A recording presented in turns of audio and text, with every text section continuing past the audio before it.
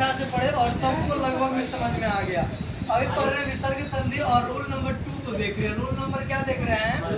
2 को देखते हैं। विसर्ग संधि का जैसा कि परिभाषा आप लोग देखे थे कि या तो स्वर या तो व्यंजन के मेल से विसर्ग में जो एक्सचेंजेज आता है, परिवर्तन आता है, वही हमारा क्या कहलाता है? विसर्ग संधि कहलाता है। आइए जानते हैं। हल्ला कौन कर रहा है? बढ़ गया है। कह रहा है यदि विसर्ग के पहले इकार मतलब ये हर्षिका की मात्रा कह रहा, उकार मतलब ये हर्षुका की मात्रा कह रहा, समझ रहे ना? इकार और उकार आए और विसर्ग के बाद का जो अक्षर है क ख फ हो तो विसर्ग के जगह पे क्या हो जाता है? ये हो जाता है। यदि कह रहा है कि विसर्ग के पहले इकार या उकार आए तो विसर्ग के बाद का अक्षर ये हो तो क्या हो जाता है? हमारा सभी का सभी ये मूर्धन्य वाला स हो जाता है। जैसे हम लोग देखते हैं निह जोड़ कपट बराबर क्या हो गया? निष्कपट हो गया। क्या हो गया? निष्कपट हो गया। तो यहाँ पे कह रहा है कि विसर्ग के बाद यदि हमारा ये और ये और ये आ रहा है तो क्या होने वाला है? इसका ये वाला स होने वाला है। क्या होने वाला है? मूर्धन्य वाला स होने वाला है। समझ रहे ना? इसीलिए विसर्ग के जगह पे मूर्धन्य वाला क्या हो रहा है? सो हो रहा है। निह जोड़ कपट बराबर निष्कपट। निह जोड़ पाप बराबर निष्पाप हो गया। निह जोड़ फल बराबर निष्फल हो गया। तू जोड़ कर बराबर दुष्कर। तो यहाँ पे हम लोग देखें कि यदि हमारा प आ रहा है तो विसर्ग के जगह पे ये मूर्धन्य वाला सो का यूज किए कि नहीं किए? अब इसके आगे रोल नंबर 2 को 3 को देखते हैं। जल्दी देख लेते हैं, थोड़ा फास्ट माइंड को खोल के रखो। जितने फास्ट उतनी जल्दी हो जाएगी नहीं हो जाएगी? हाँ देखते हैं इसको। कह रहा है यदि विसर्ग के पहले और बाद, समझ रहा है ना? आप लोग एक पूर्ववर्ती पढ़े होंगे और एक परवर्ती पढ़े होंगे। मैथ में एक आप लोग क्या पढ़े थे? पूर्ववर्ती पढ़े थे और एक क्या पढ़े थे? परवर्ती पढ़े थे। तो बताइए कि 12 के पूर्ववर्ती क्या होंगे? 12 का पूर्ववर्ती क्या होगा? 11 होगा। और 12 के परवर्ती क्या होंगे? 13 होंगे कि नहीं होंगे? तो इन्हीं को बोलते हैं पूर्ववर्ती और परवर्ती। आइए जानते कहते हैं पूर्ववर्ती मतलब कि पहले को ही पूर्ववर्ती भी कहते हैं। यदि विसर्ग के पहले और हो और विसर्ग के बाद, यदि विसर्ग के बाद ये सब रहेगा क ख प हो तो ठीक ना, विसर्ग का क्या हो जाता है? ज्यों का क्यों रह जाता है। ज्यों का क्या हो जाता है? क्यों रह जाता है। यदि विसर्ग के बाद हमारा क आ गया, ख आ गया, फ आ गया, प आ गया तो जैसा है वैसा ही लिखा जाएगा। ठीक ना? जैसे प्रातः जोड़ काल बराबर क्या हो जाएगा? प्रातः काल। क्या प्रातः काल में विसर्ग का यूज करते हैं? हाँ या ना?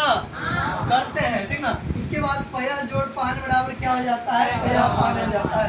कुछ ऐसे संस्कृत के वर्ड हैं जिसमें हम लोग क्या करते हैं? विसर्ग ज्यों का त्यों डाला हुआ छोड़ देते हैं। ठीक ना? तो अब देखते हैं रूल नंबर 4 को। रूल नंबर 4 को मेरा हर्षई, ठीक ना, हर्षऊ के बाद विसर्ग हो और विसर्ग के बाद र आए। ठीक ना? कह रहा है कि हर्षई हर्षऊ के बाद विसर्ग। ठीक ना? या तो हर्षई, इसको हम लोग क्या बोलते हैं? इस साइन को क्या बोलते हैं? हर्षई बोलते हैं। क्या बोलते हैं रे? हर्षई बोलते हैं। इस साइन को क्या बोलते हैं? हर्षई बोलते हैं। बोलते हैं कि नहीं बोलते हैं? कह रहा है या तो हर्षई रहेगा या तो हर्षऊ रहेगा। उसके बाद यदि हमारा ये वाला साइन विसर्ग रहता है तो विसर्ग के बाद यदि हमारा र आए तो हर्षई क्या हो जाता है? हमारा दीर्घई हो जाता है। और विसर्ग का क्या हो जाता है? लोप हो जाता है। हर्षई का क्या हो जाता है? दीर्घई हो जाता है। और ये वाला विसर्ग जो है हमारा, विसर्ग क्या होता है?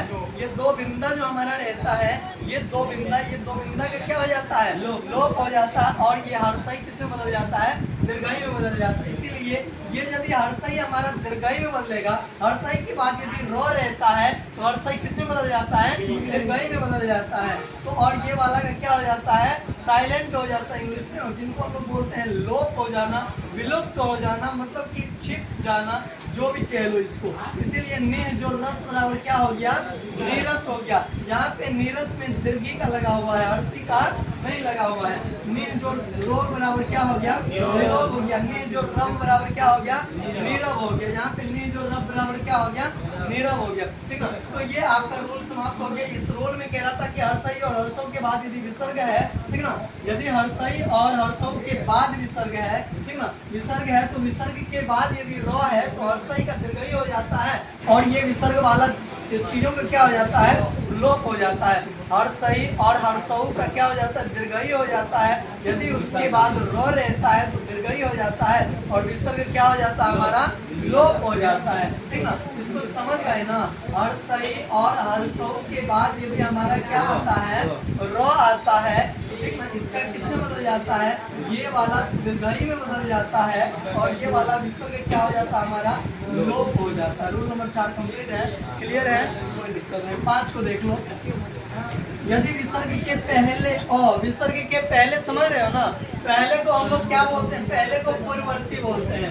यदि विसर्ग के पहले या आ को छोड़ करके कोई दूसरा स्वर आ रहा है, स्वर 11 में आ को छोड़ करके कोई दूसरा स्वर आ रहा है, तो विसर्ग के बाद यदि कोई स्वर हो या किसी वर्ग का तृतीय या चतुर्थ और पंचम वर्ण हो, या तो हमारा कह रहा य, र, ल, व और व हो, तो विसर्ग के स्थान पे र हो जाता है। विसर्ग के स्थान पे क्या हो जा रहा है, र हो जा रहा है। इस रूल्स को समझिए। रूल्स हमारा कह रहा है कि विसर्ग के पहले यदि हमारा इन दोनों को छोड़ करके, इन दोनों व्याप को छोड़ करके यदि हमारा बिरादरी में कोई दूसरा स्वर आ रहा है, ठीक है ना, कोई दूसरा स्वर आ रहा है, या तो किसी वर्ग की क्या आएगा, या तो हमारा तृतीय आएगा, चतुर्थ आएगा, या तो पंचम आएगा, ठीक ना, या तो हमारा यो, रो, ल, व आ रहा है, तो इन सभी के जगह पे हमारा क्या हो जाएगा, इन सभी के जगह पे र हो जाएगा।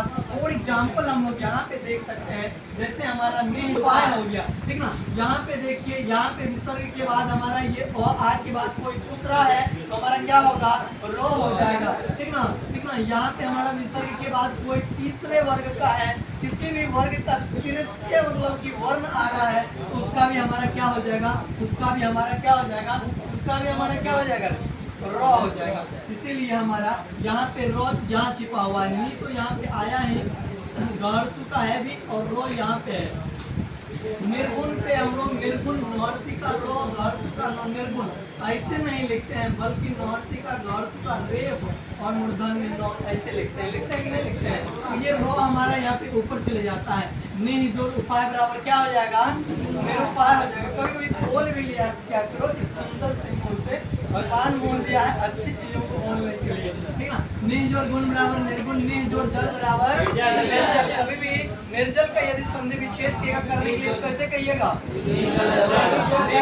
निर्मल का करिए तो बराबर क्या हो जाएगा, कंप्लीट बोलो यार। निर्जल का बोलो तो निह जोड़ जल बराबर क्या हो जाएगा, निह जल। और दुर्गंध का दुर्गंध होगा कि नहीं होगा।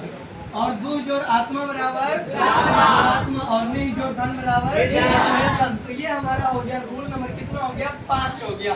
अब रूल नंबर 6 को देख लेते हैं थोड़ा सा। कह रहा यदि विसर्ग के पहले, यदि विसर्ग के पूर्ववर्ती, विसर्ग के पहले अ आए और विसर्ग के बाद हमारा वर्ग का या तो तृतीय आ रहा है, या तो चतुर्थ आ रहा है, या तो पंचम, तृतीय चतुर्थ या पंचम वर्ण आए, या तो हमारा यो आ रहा है, रो आ रहा है, लो आ रहा है, वो आ रहा है, हो आ रहा है, तो पहला और विसर्ग मिल करके क्या हो जाता है, हमारा अ हो जाता है। पहला और हमारा विसर्ग मिल करके क्या हो जाता है, हमारा अ हो जाता है। वैसे मन जो रथ बराबर क्या हो गया, मनोरथ हो गया। क्या हो गया, मनोरथ। कहता है इसका अ और विसर्ग मिल करके क्या बन रहा है, औ का बन रहा है। औ का साइन ऐसा होता है कि नहीं होता है। यहाँ पे मना जोड़ हर बराबर क्या हो जाएगा, मनोहर। कई बार बोर्ड एग्जाम में पूछे गए हैं कि मनोहर का संधि विच्छेद करे, तो मनोहर कौन संधि होता है, विसर्ग संधि है, तो मनोहर का जो संधि विच्छेद करते हैं तो क्या होता है, मना जोड़ हर बराबर क्या होता है, मनोहर। कुछ ऐसी चीज है जिसको याद नहीं किया जाता है, उसको रटा जाता है। जैसे मना जोड़ हर बराबर क्या कहते हैं, मनोहर होता है कि नहीं। सरा जोड़ जो बराबर सरोज, ये मनोहर हो गया, सरोज हो गया, मनोरथ हो गया, सरोवर हो गया, यशोदा हो गया।